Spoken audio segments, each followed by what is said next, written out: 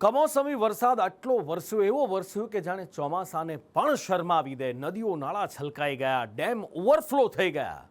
તો વિચાર કરો એ ખેડૂતોની હાલત શું થઈ હશે, જે બસ આ દિવાળીમાં મુહૂર્ત થાય એપીએમસીનું અને તૈયારી કરી રહ્યો હતો કે એની જણસ વેચી આવે અને દિવાળી પછી આવતા વર્ષની ફરી પાછી તૈયારી શરૂ કરે અને એક નવું વાવેતર કરી બે પાંદડે થવાના સપના જોવે।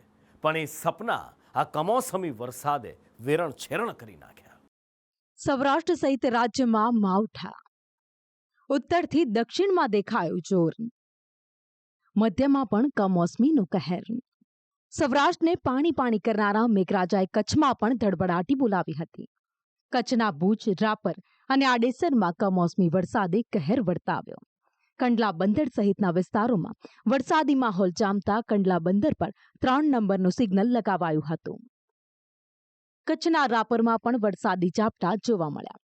માવઠાનો કરંટ કચ્છ સૌરાષ્ટ્રની સાથે ઉત્તરથી દક્ષિણ સુધી જોવા મળ્યો હતો। ઉત્તરમાં અરવલ્લીના મેઘરજ સહિત આસપાસના કેટલાક વિસ્તારમાં કમોસમી વરસાદ ખાબકતા નીચાણવાળા વિસ્તાર પાણી પાણી થયા। તો સાબરકાંઠાના પોશીના તેમજ આસપાસના વિસ્તારોમાં પણ માવઠાનો માર જોવા મળ્યો। ગાંધીનગરના દહેગામ શહેર તેમજ આસપાસના ગ્રામ્ય પંથકમાં માવઠા પડ્યા હતા। અમદાવાદમાં પણ વહેલી સવારથી જ છૂટોછવાયો વરસાદ અનેક વિસ્તારોમાં નોંધાયો। જો કે શહેરમાં પડેલા હળવા વરસાદથી છઠ પૂજા માટે બનાવેલા ડોમ અને સ્ટેજને નુકસાન થયું। અમદાવાદ નજીક ઇન્દિરા બ્રિજ ખાતે આજે છઠ પૂજાનું આયોજન કરવામાં આવ્યું હતું અને છઠ પૂજાના આયોજનના સ્થળ પર પણ ઠેર ઠેર પાણી ભરાઈ ચૂક્યા છે અને કોર્પોરેશન દ્વારા પાણી દૂર કરવા માટેની કામગીરી છે તે કરવામાં આવી રહી છે। માટીનો પથરાવની સાથે સાથે પાણી પણ ઉલેચવામાં આવી રહ્યું છે। મહત્વનું છે કે ગઈકાલથી સતત ઝરમર વરસાદ ચાલુ છે અને વરસાદના કારણે છઠ પૂજાના ઘાટ પર પણ નુકસાનીના દ્રશ્ય સામે આવી રહ્યા છે। મધ્ય ગુજરાતના આણંદમાં પણ માવઠાનો માર પડ્યો હતો। પેટલાદ શહેરમાં ખાબકેલા વરસાદથી શહેરમાં ઠેર ઠેર પાણી ભરાઈ ગયા। દક્ષિણ ગુજરાતમાં પણ કમોસમી વરસાદે દસ્તક આપી હતી। ઉપરવાસથી પાણી આવતા સુરતનો વિયરકમ કોઝવે ફરી એકવાર ઓવરફ્લો થયો છે।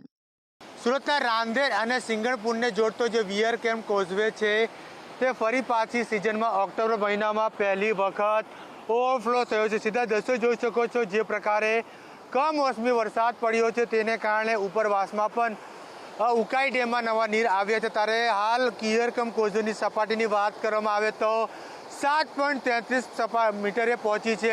ઉકાઈ ડેમમાં પાણી છોડાતા તાપી કાંઠાના ગામને અલર્ટ કરવામાં આવ્યા।